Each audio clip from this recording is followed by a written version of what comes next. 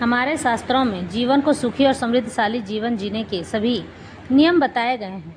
इन नियमों का पालन करके आदमी सुखी तो होता ही है, बल्कि उनकी संतानें आज्ञाकारी, विद्वान, मेहनती, बड़ों का आदर करने वाली व रिश्तों को जोड़कर रखने वाली होती हैं। अपने धर्म और संस्कृति को अपने आप से पहले ही महत्व देना चाहिए। वैसे हमारे शास्त्रों में 16 संस्कारों का वर्णन है।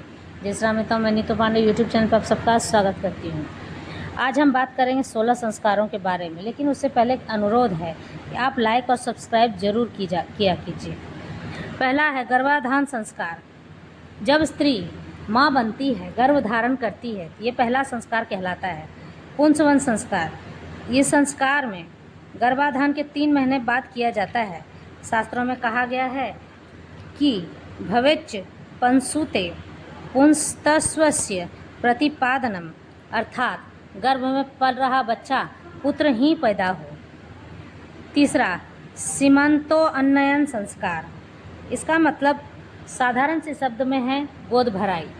जिस समय 7वां महीना चल रहा होता है तो गोद भराई की रस्म करते हैं, जिसमें स्त्रियां आके जिनके बच्चे बड़े हो गए हैं, सकुशल हैं, वो लोग आके गर्भधारण करने वाली स्त्री को आशीर्वाद देते हैं कि तुम्हारा बच्चा चिरंजीवी हो।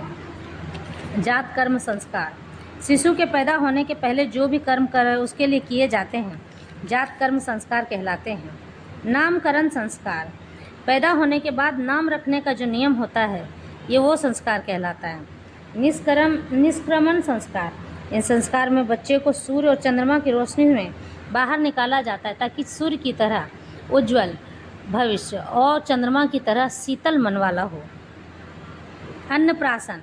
पहली बार जब बच्चा अन्न खाता है, खाना खाता है। चूड़ा कर्म संस्कार। इस संस्कार में मुंडन करना कहा जाता है। विद्या आरंभ संस्कार। जिस समय विद्या के लिए बच्चे को भेजा जाता है। कर्णवेद, कान को छेदना। यज्ञोपवीत यानी जनेऊ करना।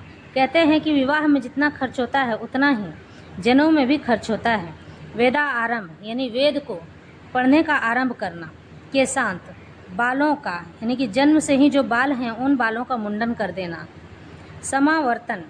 इस संस्कार में दीक्षा लेने के जो गृहस्थ आश्रम हैं, इसका जीवन कैसे जिया जाता है और आपके परिवार का पोषण कैसे किया जाता है, समावर्तन कहलाता है।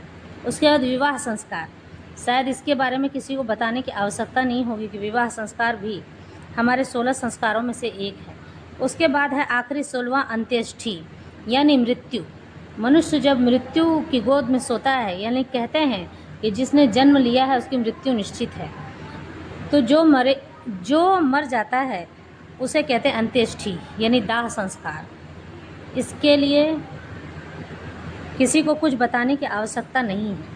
ये हमारे 16 संस्कार हैं। इन नियमों का पालन प्रकृति तो कुछ तो खुद ही कर देती है और कुछ हमें खुद करना होता है।